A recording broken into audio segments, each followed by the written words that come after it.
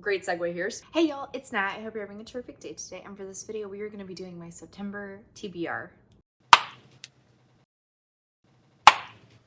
Alright, so before we get into anything bookish, make sure to hit like and subscribe down below, as well as tell me in the comments what is the book you are most looking forward to reading in September. Please excuse the lighting that's going on here. I don't know why I can't get my ring light to work, so my backup light on my janky tripod is what we got here, and it's not great, but I need to get this filmed because I have very much procrastinated. Guys, September is here. We are heading into autumn time, and it's so funny looking at the books I've already been reading. You can tell I'm already in that mindset. I am preparing for fall. Looking at this list of books, it's even more obvious. Surprisingly, I don't actually have a readathon going on this month, so honestly, I'm kind of just like vibing my way through. I do have some obligation reads I will need to read, but apart from those, this is kind of like books for videos, but also very much books I just really want to get read. Without further ado, let's dive right on in, starting at the top with the book clubs that I partake in. And the very first one is, of course, my own book club, which is called the Geek Squad. It is hosted over on my Patreon, so if you want to join us, I'll have a link to that in the description down below. It is open to my geek and nerd tier, and this month we are going to be reading Not in My Book by Katie Holt. Honestly, it's a little dangerous going into this one because it is another book that gets comp titled to beach read a lot, and if you didn't see my most recent Read My Shelves,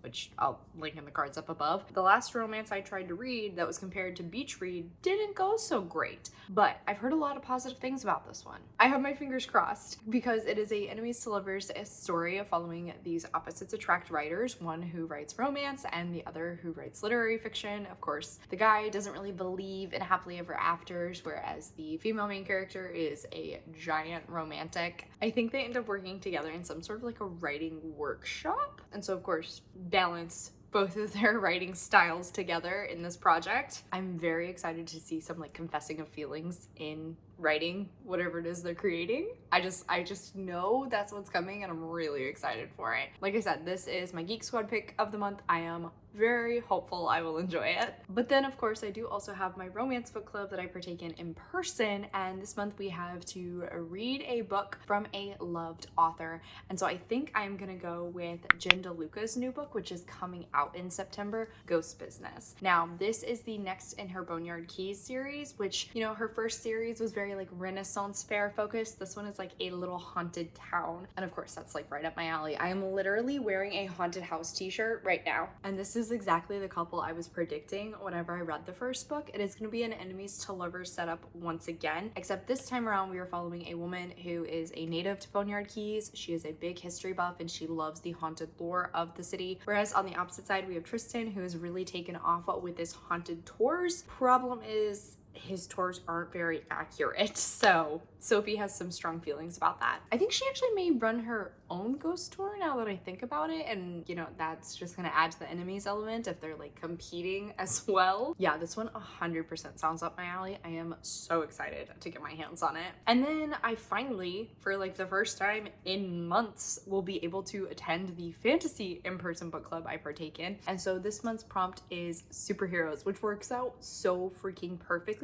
because I still need to read 𝗖cie by B.E. Schwab. This book is on my 10 books for 2025 list, was put there by my friend Allie because we both love B.E. Schwab and we both need to read it, so this is finally going to be what pushes me to do so. I think it's following these two best friends who are like in college or grad school or something like that, and they're conducting these experiments where people have a near-death experience and then end up getting superpowers, except they're trying to do that themselves in order to become super villains. I mean, honestly, I don't think I really need to talk too much more about this. This author, this duology, actually I think it might be becoming a trilogy now. This series gets so much love on booktube. I'm really hoping I will enjoy it. I'm not gonna lie, I'm a little nervous. It's very different from the other Schwab I have read, which was Addie LaRue. Hopefully her writing style will work for me, and it's very different concept. Plus it's superhero related, and I mean, again, that is just very up my alley. Apart from my book clubs, these next ones are, I guess I'll say obligation reads, but also more like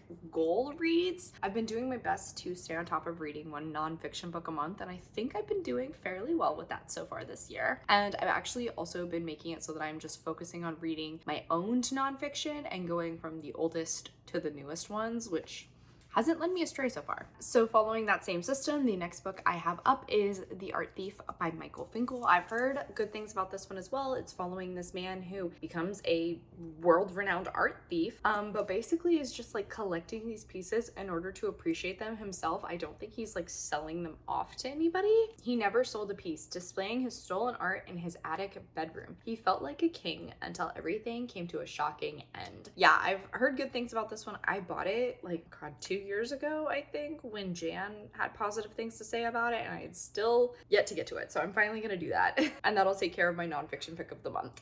Great segue here. Speaking of Jan, she hosts a coffin covers challenge on her Patreon, which I'm a member of, where she gives you an object and you want to try to read a book that has that object on the cover. I've either been doing really well with these by accidentally getting them done, or not so great with these by completely forgetting they exist. So I'm putting this in my TBR officially, hoping that means I will actually get it read. And that would be Empire of Wild by Sherry Demoline. This has been on like my maybes list for months now. Literally months. I kept thinking I might get to this, and it's yet to happen. But this month, the prompt is to read a book that has a tree on the cover, and this has numerous. I've been wanting to read it. I'm finally gonna do so. Plus, this will count for a prompt on the horror bingo that I'm partaking in by Wicked Reading, and I need to get that finished by October. So in this one, we're following a woman who her husband has gone missing, and I believe it revolves around the story of the Matisse legend of the Rougarou, a werewolf-like creature. That's all I know about this. I don't want to know anything else going in, but I've heard a lot of good things about this book and about this author's work, so I do have fairly high expectations. I'm really hoping to enjoy it. Continuing on with the obligation reads though, I do have 2 NetGalley arcs that come out this month, which means I want to try and get them read for an arc reading vlog for you. Once again, I unintentionally have managed to make them both romances. So first up is A Spell for Midwinter's Heart by Morgan Lockhart, which honestly, she has a great name to write witchy romance books, which this is. It's a holiday rom-com where we are following a witch who is actually rather magic averse and ends up returning back to her hometown and ends up getting wrapped up in this local event trying to save this like small town festival that is being put on, and is working on that along with her estranged coven, and that includes a childhood rival who is also incredibly charming now. Yeah, this sounds super cute. I mean, it's got like a little bit of like witchiness plus it's Christmassy, and then enemies to lovers with second chance romance energy. Yeah, like, is it any surprise I requested this book? It sounds perfectly up my alley. That publishes on September 23rd, so like I said, here's hoping I will have an arc reading vlog for you guys out here soon. And then on the other side, I have Ladies in Hating by Alexandra Vasti, and this one I am really excited for, not only because I've heard a lot of positive things about the prior books in this series, but because it is a sapphic historical romance where the main characters are bookish. Just listen to this blurb. A pair of gothic novelists trade rivalry for love in the swoony, steamy sapphic regency. I cannot freaking wait for this. It sounds like it's gonna be a really cute, fun time. And then honestly, this last little stack is very much just what is appealing to me right in this moment. As I said, I'm kind of letting myself mood read a little bit this month. I'm trying to be better about not over planning everything. I always say this and then continue to overplan everything. We'll see if I actually stay true to that. So I have a pile of possibilities that I would love to get to because these all are really appealing right now. So first one is All the Hidden Paths by Foz Meadows. This is the second in their Tits and I chronicles. Really enjoyed the first book. Really have been wanting to continue with the second book. It's just on the chunkier side and that makes me nervous, but I'm hoping maybe if I get this on my Kobo, it might be a little easier for me to, you know, work through it when I'm not so focused on how big this book is. But at the same time, I ended up blasting through the first one for its size.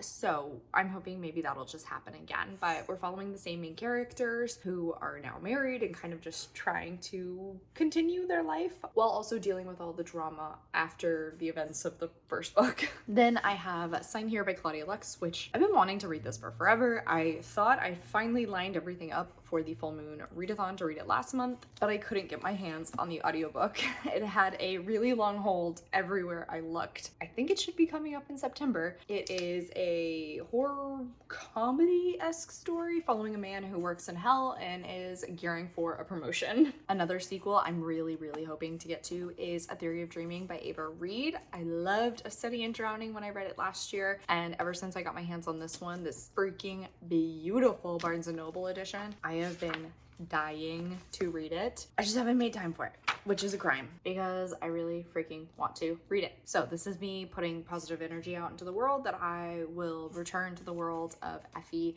and Preston. I'm hoping these two have found a little bit of a happily ever after together, and you know, that Avery doesn't make me cry too much. Last one, and pretty different in comparison to the rest of these, but it would be the final book apart from Empire Wild on my horror bingo TBR, and that is American Rapture by CJ Lead. I loved Mayfly by this author last year. I've been needing to get to this. I've heard such mixed things about it, but with that said, a lot of the negative reviews I've heard mention things that are hot buzzwords for me, so I really do think I'm going to enjoy this. We're following a woman who is a good Catholic girl for the most part, but unfortunately that gets to be a little difficult whenever there is a sort of zombie-esque outbreak that makes everybody incredibly horny. It sounds like a really fun setup, and then I mean, it's a horror book. I really enjoyed the commentary Lead worked into Mayfly. I want to know what's gonna happen here. I need to read it. I need to read it. That is officially it for today, y'all. So thank you so much for coming to my channel. I really appreciate it. Make sure to hit like and subscribe down below. If you made it all the way to the end of this video, make sure to tell me in the comments which of these books have you read and loved. Also, for making it to the end of this video, let's leave a flame emoji in the comments. Make sure to hit like and subscribe down below. I have links to all of my socials, as well as a few ways you can support me, including my Patreon, like I mentioned. If you want to join us for our Geek Squad pick this month, I'll have a link to all of that stuff in the description down below. I come out with videos on Monday and Friday, but until then, I hope you continue to have a terrific day. Love you, bye!